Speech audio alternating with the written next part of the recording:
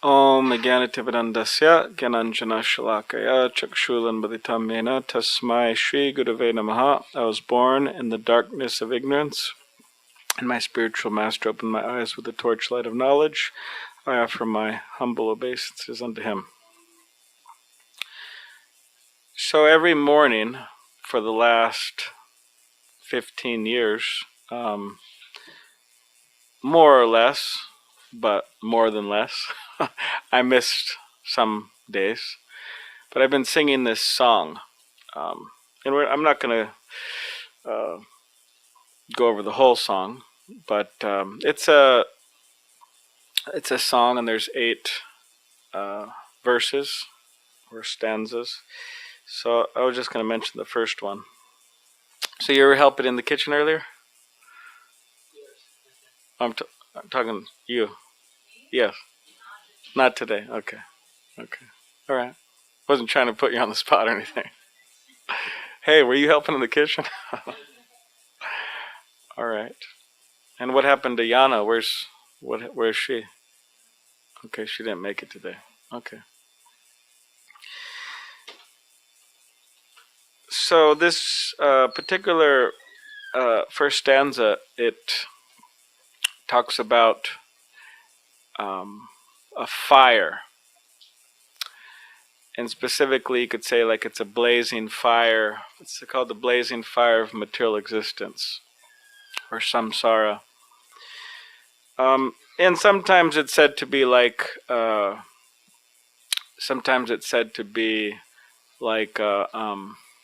a fire within one's heart, or you could say within one's consciousness. And what is that fire? It's a fire of anxiety and frustration, just being miserable. It's a fire of that. All of these different, you could say, emotions, experiences that we go through that we just don't like. And also, I mean, I haven't really been mentioning it so much in my talks, because I speak here and I speak in the temple next door often.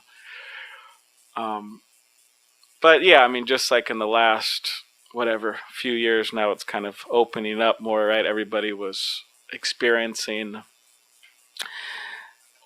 a whole different world, just being pretty much locked up, more or less locked up.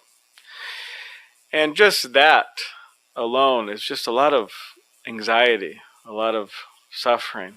I mean, of course, if somebody likes being alone, like for some people, it didn't change much, It's like, hey, well, I'm always kind of by myself, But for some people, it changed their life a lot. And people felt like they're like in a prison or something. I don't know if anybody's been to prison here, but anyways, we don't have to raise any hands or anything. But, so this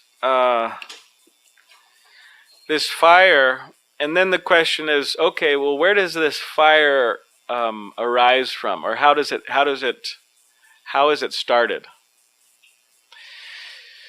What's the beginning of this fire? Who threw the match, right?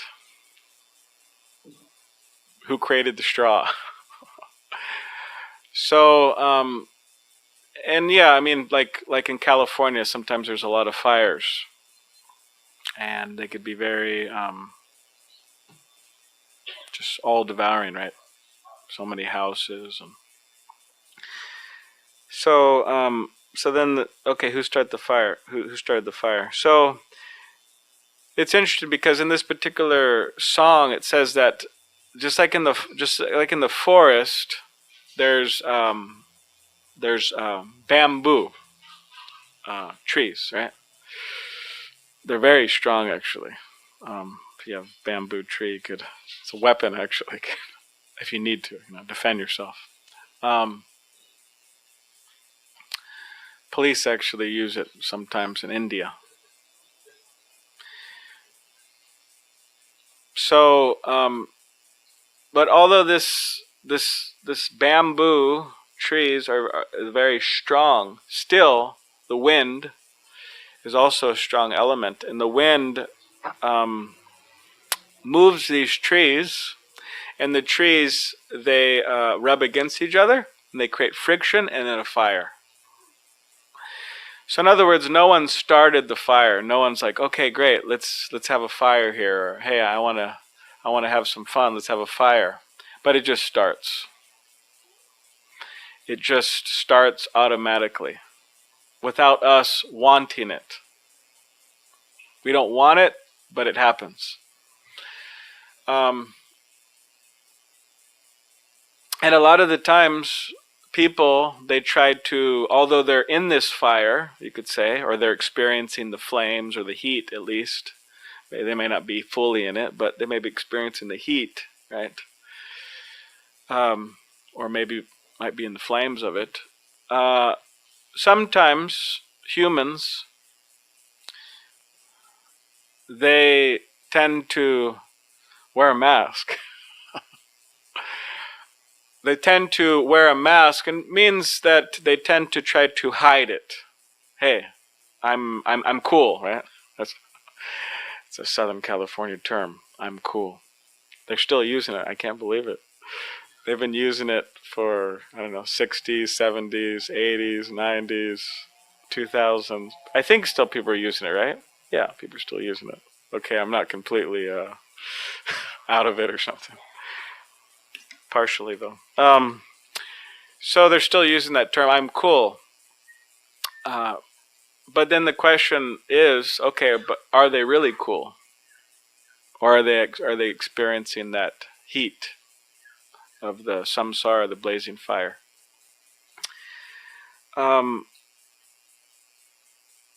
Just like in previous days, means not now and not a time where any of us can remember, probably. People in their houses, they wouldn't keep like toilets. And you're wondering why I'm bringing this up, but there's a reason to bring it up. They wouldn't keep toilets, but it'd actually be a distance from the house. And all that they would consume in terms of food, they cooked themselves, or their family or friends, people they knew. And there's actually something to that, because it's actually said that the food we take, we consume, it has effect on our consciousness, and therefore better to take food from people we know, like family, friends, people like that, or spiritual people, something like that. Because just going here and there or everywhere, we don't know. We really don't know what the people are thinking, how clean they are. I mean, it could be a little gross. People worked in the restaurant industry maybe have some experience with that.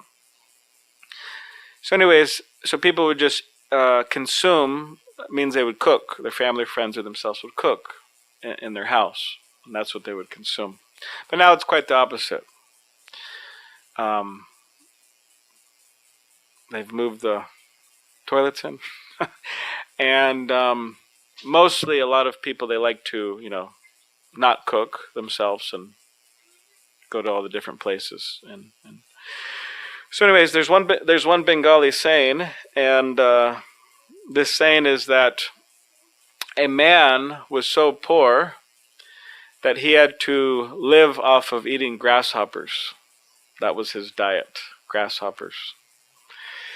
But in order to go answer the call of nature, to go, because he had to leave his house, this is previous time, he rides on a big white horse. Anyways. So in other words, he makes a big show, a big display of how powerful and important he is by riding on a big white horse. Because, to in the old days, to have a beautiful white horse, it's a sign of some opulence, some rich, some wealth. and the person's writing on it, oh, okay, I'm such a big important person, but he's so poverty stricken, he's just living off of grasshoppers. So similarly, nowadays, do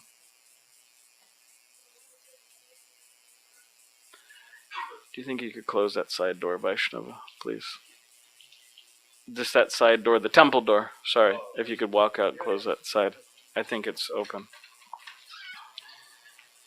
So nowadays, I'm trying to think of some modern examples. Want to help me out?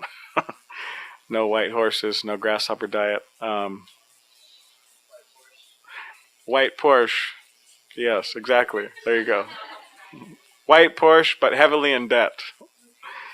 Or sometimes people may rent a Porsche or something like that and try to impress people driving through town or something. They actually the rental car places, you could rent very expensive cars. Maybe you've done that before, or maybe I haven't done it, but I've rented less expensive cars.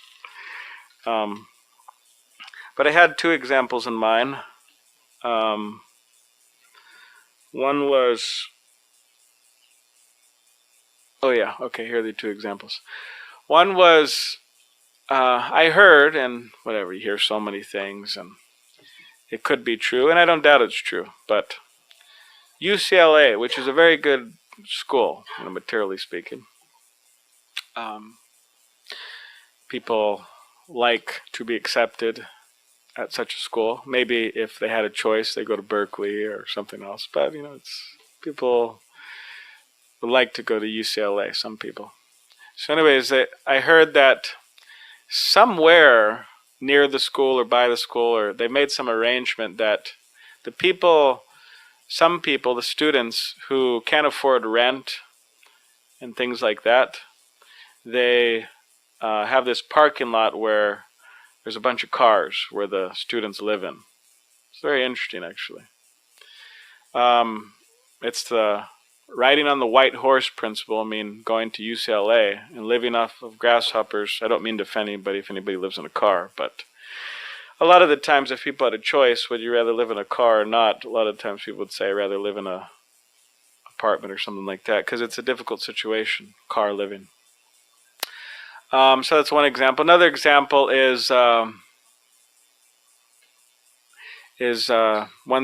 person was telling me that she's from Italy, and she was telling me she's from there and she has some experience of Italy, but she was saying that some Italians they really like to dress up.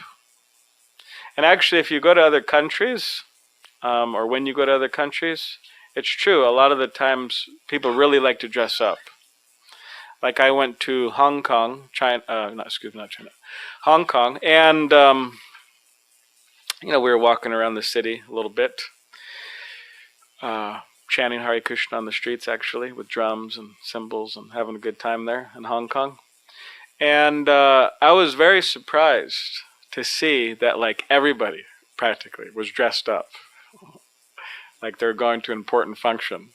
Some of them probably were just going to the store to pick up some vegetables or something, but everybody was dressed up. So similarly, she was saying that in Italy, a lot of people dress up just to go to the store or whatever. No sweatpants allowed.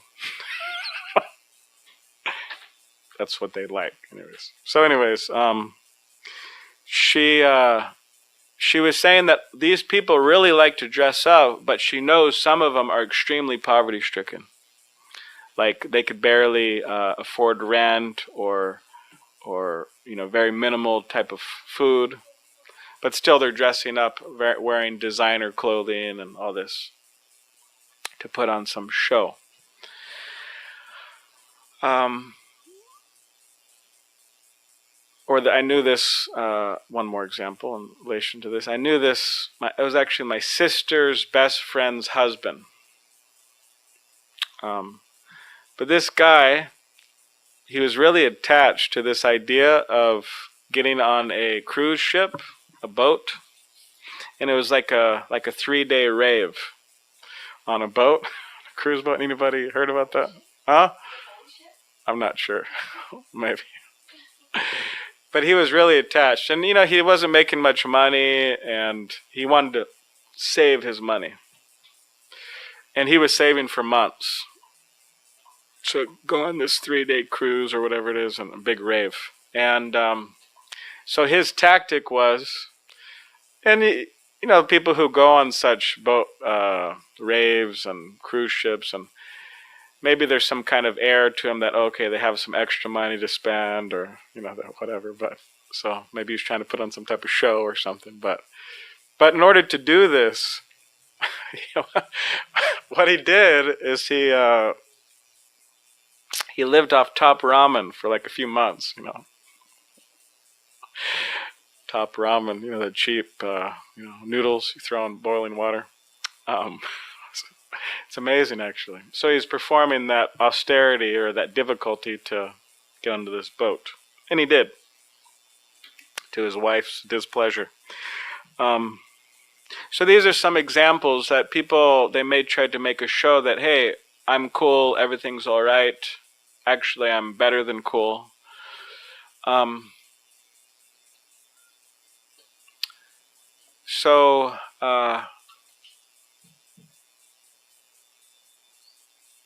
But again, it's like a mask. They're putting a mask on.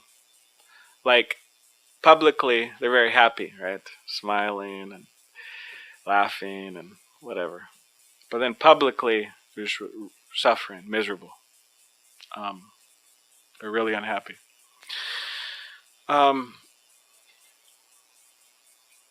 So the beauty of spiritual life is that this world, which is full of these types of things, frustration and anxiety and confusion and just pure unhappiness, this world's full of that, actually. Or you could say full of people like that. So the beauty of spiritual life is that it will put out that fire, that burning fire. It just puts it out. And the example's given of like a rain cloud. So this fire of the bamboo, right, friction, and there's a big fire, and the fire guys are out there trying to take care of it, but no luck, right? So then when a cloud comes, it just pours water, and then it's out. Cool. So spiritual life, that's the test, you could say. We may be seeking for the absolute truth. We may be seeking for some spiritual process, some enlightening process. But the trick, or it's not the trick, the test is that how much has this fire been put out? Or how much is the fire still blazing? That's the test. So in other words, we should be feeling that we should be experiencing the fire reducing and then being extinguished altogether. That's the test of spiritual life.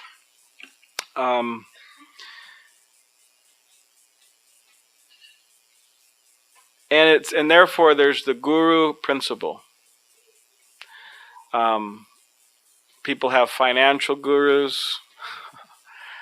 I suspect that at least one of you, if not a number of you, have enrolled to some local college, university, and you are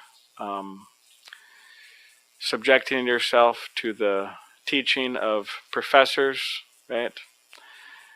So there's a textbook, and then there's professors who teach the textbooks. So even in ordinary things like that. So also in spiritual life, there's the guru principle. So the teacher.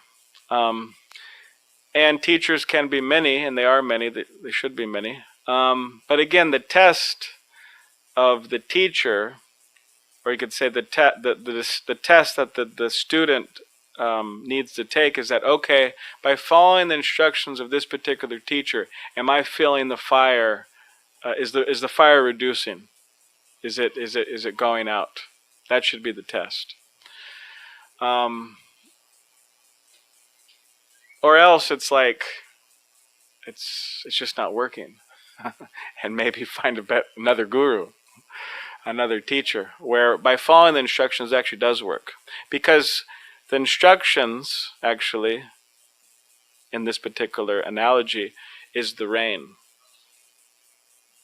Or the teachings of the guru, the teachings of the teacher, the spiritual teacher, is actually the rain. It's coming down and it's extinguishing the fire. So you have the blazing fire that nobody wants, that just ignites all of a sudden.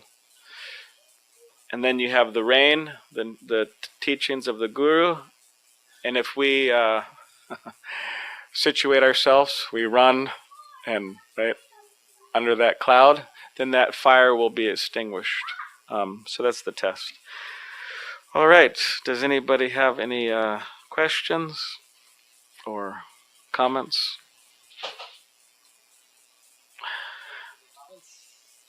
Please don't be shy. Okay.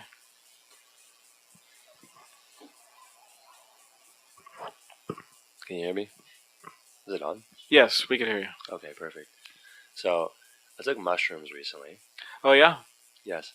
And I'm convinced. Thank you for being honest. Yeah, of course. No worries. Appreciate your, what do you call your revealing of your heart. Yeah. And I mean, I did it recently too. I just didn't want to tell anybody. Perfect. Well, I'm glad I got it out of you now. I'm just joking. It's a joke. Yeah, for sure. And I believe I was visited by Vishnu.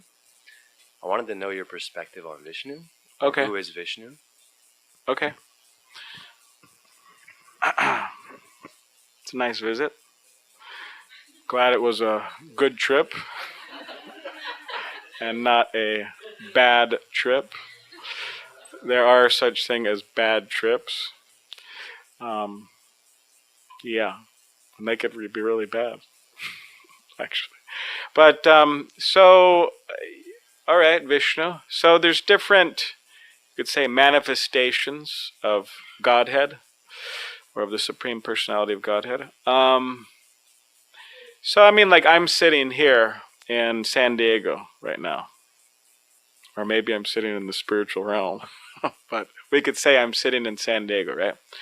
Now, I cannot be sitting in New York at the same time or India at the same time, as much as I would want to, because I have some friends in New York and they're saying, come out to New York, we want to see you.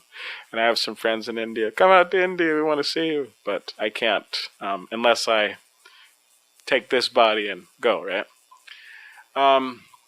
But Krishna or Vishnu, or these different manifestations of the Supreme Personality of Godhead, they can expand, right?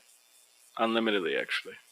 So this Vishnu is actually expansion of Krishna, the original Krishna.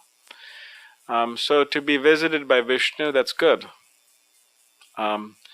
And many people have thought about this over time. Okay, can acid or mushrooms or things like that take you to higher realms? Or do they act opposite? Or can they take you to a particular degree, a particular realm, but then you got to do something else to go higher? So many people have thought about this and experimented. One thing, we're actually going to have a special speaker next Thursday. His name is Bhakti Goswami. He's been here before. He's from Venezuela. Anyways, he tells a story how he became a vegetarian. So I'll tell it briefly now. It has to do, anyways, I'll tell you with this topic. So it was before he became a monk, and he wanted to try out mushrooms. Not the ones you put in pasta, but, magical they call it, right? They call it magical or magic? Okay, magic mushrooms. He wanted to try out some magic mushrooms. So then he did it. He bought some. He ate them with his friend, and then they roamed off into this high into this mountain. They actually walked. It wasn't a. They actually walked into this mountain, high up into the mountain. So then everything's kind of intensified, all the emotions and all the feelings and all the, right? So the sun started to set. So that was like a big deal, the sun setting. Like, oh, the sun is setting. Wow, look at that. And you're like meditate. Oh my, the sun is setting. It's like it's a real like.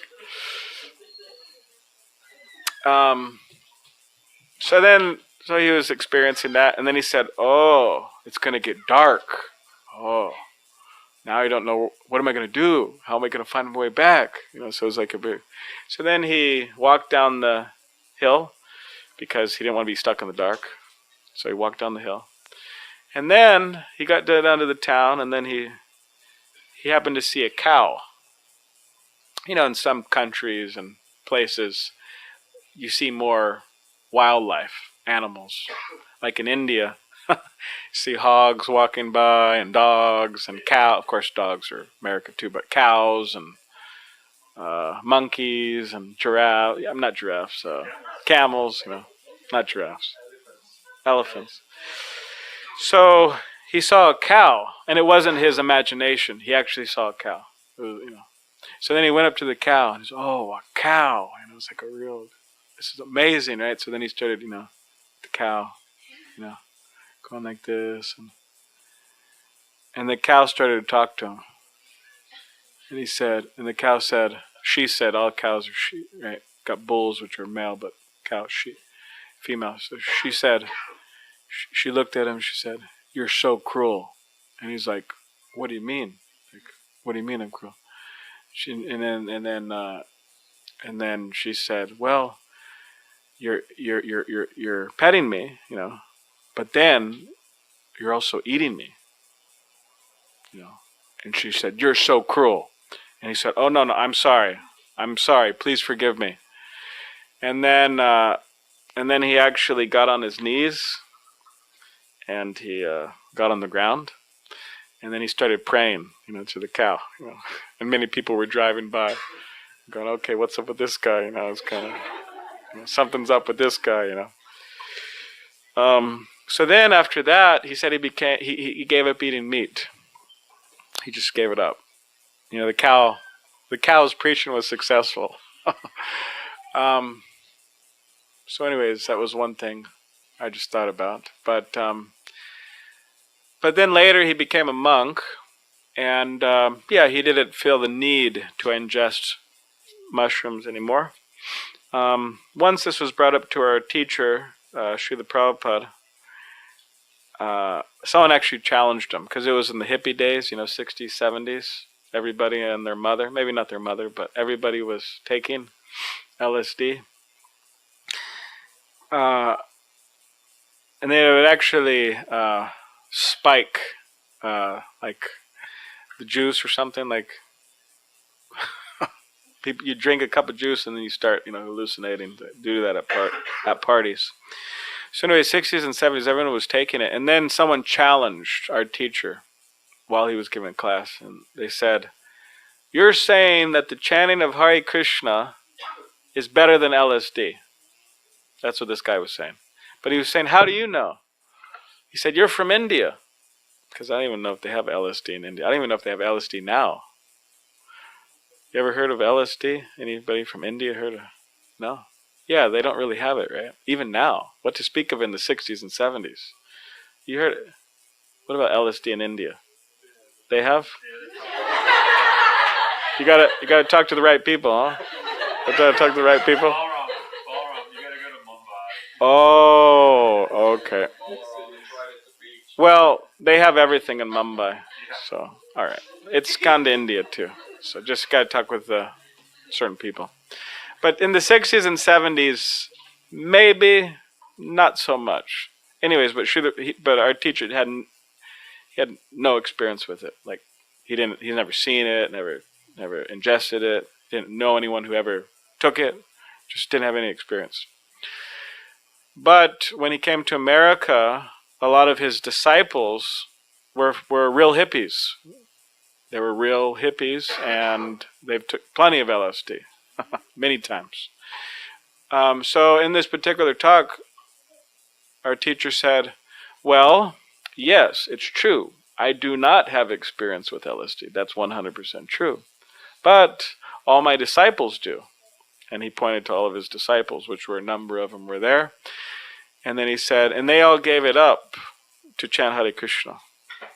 So it's interesting because I know a number of Bhakti practitioners who have taken these things, and they said that it helped them actually kind of open their mind, experience some alternative consciousness, and then, but the realization went so far. And then they said by practicing the principles of Bhakti centered on the chanting of Hare Krishna, like we were just doing earlier, they said that the realizations really,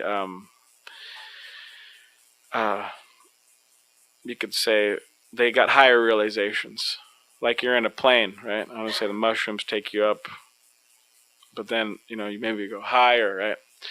So that was their experience. And there is something to that, because how can you give up something? Actually, our daily experience is that we cannot give up something. We can only give up something lesser for something better. Like if you're sitting on the curb eating a stale, you're eating some stale peanuts or something out of a bag, like expired 50 years ago or something, and somehow that's all you have. And somebody comes by and says, hey, I got this wonderful,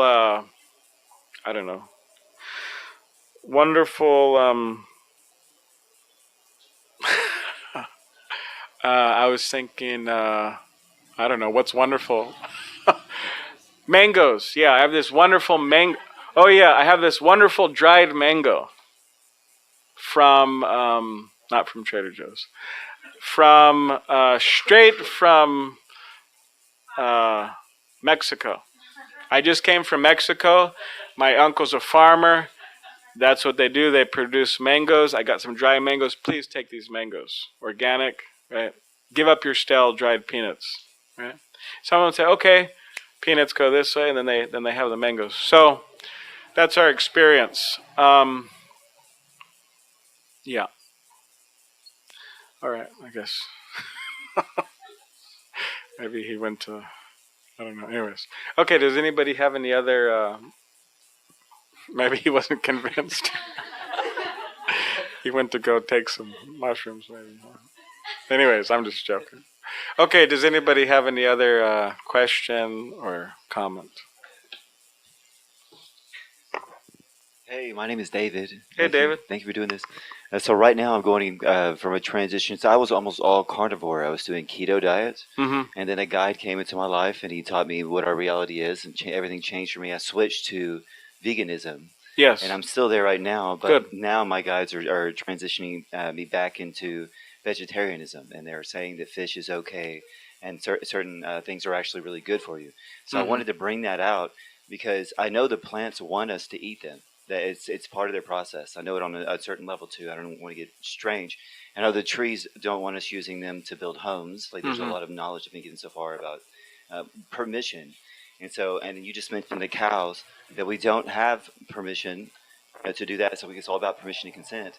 But is the consciousness of fish closer to plants than it is to? Okay. Yeah. I have an idea about that. Yeah. So okay. So there's that, and then as far as like the milk from cows, the milk from goats and cheese and stuff like that, are those sacred offerings from them to us, or is that a permission thing as well? Like how, as far as the root of permission and consent, do you have any comments on that? Yeah. So in terms of fish, there's people in India. There's a lot of rivers there. There's a river called the Ganges River or Ganga River, and there's fish living in that river. And sometimes people who want to ingest the fish, they say, oh, they call it Ganga Phal, which Phal means fruit, means the fruit of the Ganga. So they're kind of saying, oh, it's all good, Let us have the fish. anyways, that's one thing. But fish are actually, plants are actually higher on the scale, you could say, than fish. And one reason is that fish, they're bound by water, and they cannot hear transcendental sound like Hare Krishna. They cannot hear that. But trees and plants, they can. Now that doesn't mean that, oh, they're lower on the scale. Okay, that means we could ingest them, because at least from the Vedic point of view, or the Vedas, they say better to avoid fish and all types of different things like that. In terms of milk, cows and milk and goats, and Vedic, or you could say Indian civilization or culture, it wasn't so much into other milk like goats and buffalo and things like that. That's considered, you could say, lower class milk. But at least traditionally speaking, there was an emphasis on cow's milk. Speaking from Indian civilization, traditionally speaking, and of course there's large groups of people who just don't agree with that. They think it's wrong. Better to avoid altogether. But the traditional standpoint from India is that the cows, they produce more milk than their calves could actually take. So therefore, that extra, and actually, if the calves take more, they'll get sick. So they say, what to do with that extra milk? They say, okay, well, humans take it. But it's not that humans just take, and not protect and not take care of cows. But actually, the culture was that you take care of cows as if it was one of your family members. And even in America, people have that sense. Like I was in Denver recently. If you ever go to Denver, anyone went to Denver here? Anyways, if you ever go to Denver, Colorado, I'll tell you some tips that I didn't know, that I found out at the end of my trip. Drink a lot of water, like extra spring water, or else you get super dehydrated, and then you're, start drying up. So that's what was happening to me.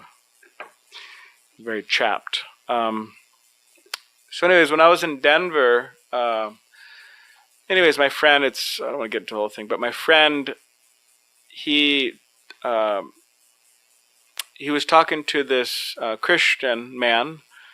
He happened to be a Christian man, and this man would raise cows and sell the milk. And then when the cows weren't giving any more milk, he would send them off to, be used as food.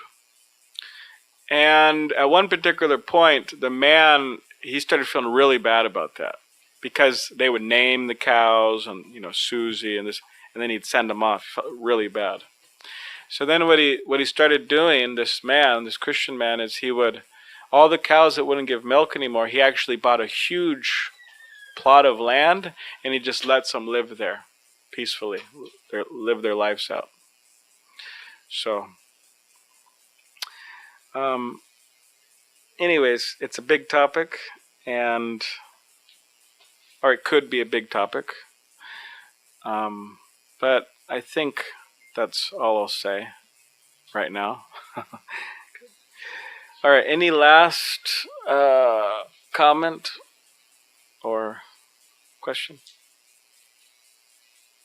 What about the dinner? It's ready? Okay. Okay, yeah, so he'll make some announcements.